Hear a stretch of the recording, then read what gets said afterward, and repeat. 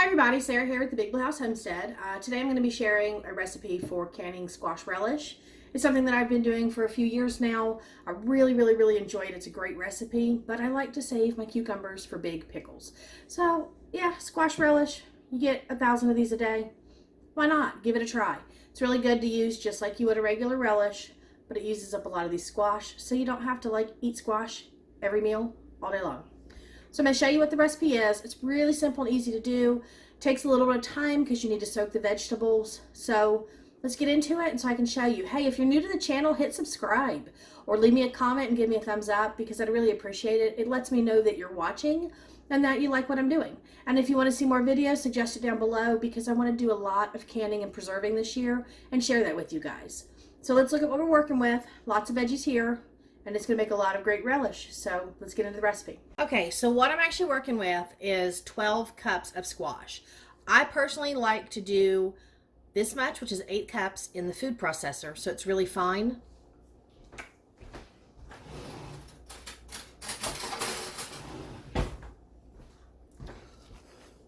See, it's kind of fine and almost like it's not mush, it's just smaller pieces. I do 8 cups that way, and then I'll take the remaining 4 cups and I'll just chop it into small squares.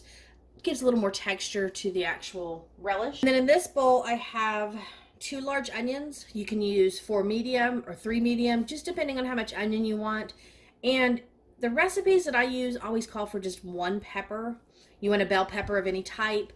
I did not have the big bell peppers. I had the little tiny ones. So I went ahead and chopped up a couple yellow, red, and orange in here. But you basically need about 1 cup to 1.5 cups of chopped pepper. You can go up to 2 cups. It won't hurt the recipe. Now get yourself some good salt. Get a pickling salt, a canning salt, a kosher salt. Don't use iodized. Iodized salt does not do well when it comes to canning. And what I actually need for this is 5 tablespoons of salt. So I'm going to go ahead and sprinkle it onto everything, 1 tablespoon at a time. Because we are going to mix this all in and we're going to let this soak for about 6 to 8 hours or even overnight, depending on the time you have. So I've got my 5 tablespoons of salt in here. And just come through and mix it around onto your veggies. You're basically sweating these out and it's going to make them a little softer so they don't have to cook as long. Okay, my apologies real quick. You do need to mix all of the veggies together. You may not have as much room as you think, so you need to make sure you have a nice large bowl. But you need to combine it all so that the flavors meddle together too. Alright, so now that we've got the mix together, we're just going to let it sit, and we'll come back and start adding this to the stove in a little while. Okay, I've put my squash in the pot, and it's time to go ahead and turn this on and get it ready to boil. So I'm just going to turn my burner to like a medium high for now. And then I need to add the rest of the ingredients. And what I'm working with is 2.5 cups of vinegar. That's just 2 cups. I need to measure out another 1/2 cup. So 2.5 cups of vinegar are added in. And now I'm going to add in my celery seed, which is 1.5 teaspoons.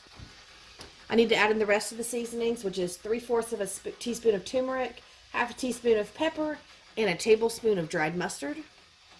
So we're going to get all that in. And then I'm also adding in 3/4 of a tablespoon of cornstarch. So it's supposed to help it thicken up. All right, I'm going to go ahead and stir this in first to make sure it all gets incorporated nicely. Okay, I apologize for the noise in the background. My water bath canner is not cooperating and it's making weird bubbly noises. But I need to go ahead and add in the sugar to this. And this recipe that I've used calls for 6 cups of sugar. I think that's just way too much. So I'm just going to put in 5. All right, and I want to get this all mixed in so that these sugars will start to dissolve.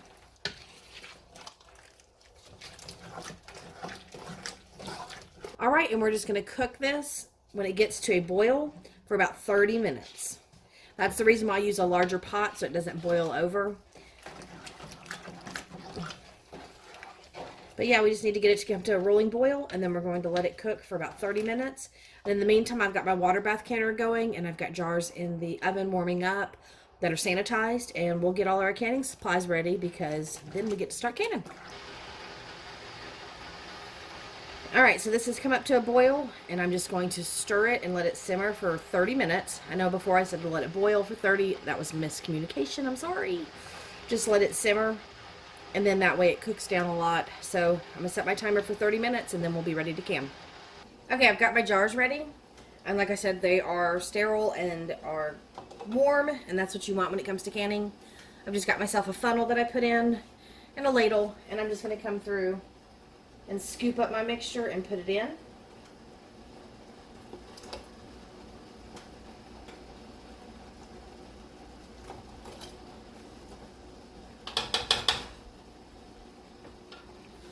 Okay, real quick, because these are hot, I'm trying to fill it to the 1-inch headspace. And I always process a little bit of extra jars, just in case, because sometimes you never know, you might have more mixture than before. And another nice tip is I get myself a little plate, and I put that under my ladle and move over to my funnel so I don't drip across the other jars. And then I can always just dump that little bit into the jar. So I'm going to get these all filled up. You're looking for this mixture to reduce almost by half. Get rid of most of the liquid that's in there, and it's going to really incorporate the flavors into the squash itself. And so we're going to get these all filled up, and then I'll show you the next step. So I moved my water bath canner over to make it easier. I don't like to reach to the back of my stove. So we're going to get that back up to a boil. But I filled all my jars. I did have one extra. That's why I say always do a little bit more just in case. And I'm just taking a paper towel, and I have a small bowl of vinegar here. And I like to dunk my paper towel in. And I come through and I wipe the rims. The rim is actually the top of the jar. A lot of people get a little confused with this. What you're trying to do is you're trying to get this cleared for this red space. So when you look at the way these fit on these jars, it fits right on the top. If there's big residue on the sides, yes, please wipe that off, because that can mess up the actual rings that go on. But reality is, you really want to make sure that these have nothing in the way to cause them to not to seal. So I'm going to get these all wiped up real fast and get my lids on. And be careful anytime you handle canned goods like this. What you've been putting on your stove is boiling hot. And so they are very, very hot. I recommend just grabbing at the very tips. And I also recommend using like a dish towel, because you don't want to burn your fingers, especially during canning season or gardening season when you're going to be busy. Now I'm going to put my rings on, and you just want to put them on, and like I said, be careful, these are hot, and fingertip tight, which means you're not screwing them as tight as you possibly can. You're making sure that they are tight, but not twisted and wrenched. If they're too tight, they'll buckle your lids, and you won't get a proper seal. My jars have set for a minute, so now the rings are hot, so I'm going to use my tongs. And I'm going to go ahead and put these into my water bath canner because it's come up to a boil again. It's not a roaring boil, but it's close enough. These racks you can only put in 7 jars at a time, so that's 1 extra jar. But that's okay. I have more stuff that I have to get in here tonight. So I'm going to get these all placed in. Okay, it's come back up to a boil. Be careful, this can get hot. And I'm going to drop this in slowly. And I want about 1 inch of water above my jars. If by some reason you did not fill your water bath canner enough, that is perfectly fine. You can add hot water. I keep a kettle on my stove, but you can add hot water and bring it back to a boil. And I'm just going to put my lid on. And these are going to process for 10 minutes. Okay, this thing is going mad crazy. Look at all that steam. So I'm going to turn my burner off because my timer's done. I like to turn my burner off and then take my lid off. Always open it away from you for the steam. And I wait till it stops boiling, because the last thing I want to do is stick my hands in there when it is boiling, boiling hot. So we're going to give that a minute to settle down, and then we'll get these jars out. Okay, I want to share this little trick. A lot of people don't know this, but I have multiple tools, lots of tongs. And you're supposed to grab the jars with this end, but this ring handle part, you know what it's really good for?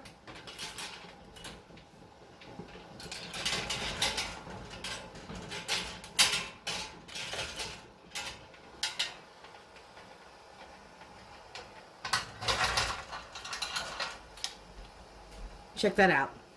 So now that my jars are done, it's time to take them out. And I just gradually move them a little to the side to get just a little bit of that extra water off.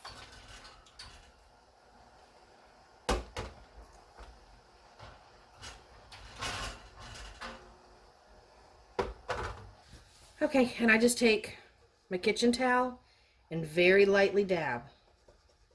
Like just kiss the top enough to get the water off. And look at that. They're telling me they love me. Because they're dinging. Alright, I also put all of my jars into a baking pan, a roasting pan. I find it more convenient, especially when you have a lot of jars to do or you have limited counter space.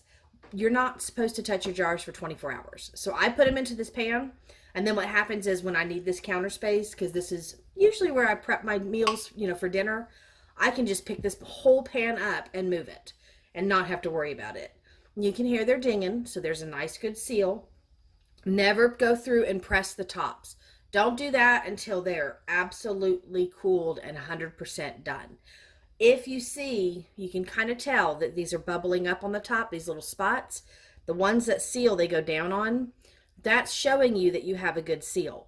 Don't force them. If you force a seal, it can ruin your product.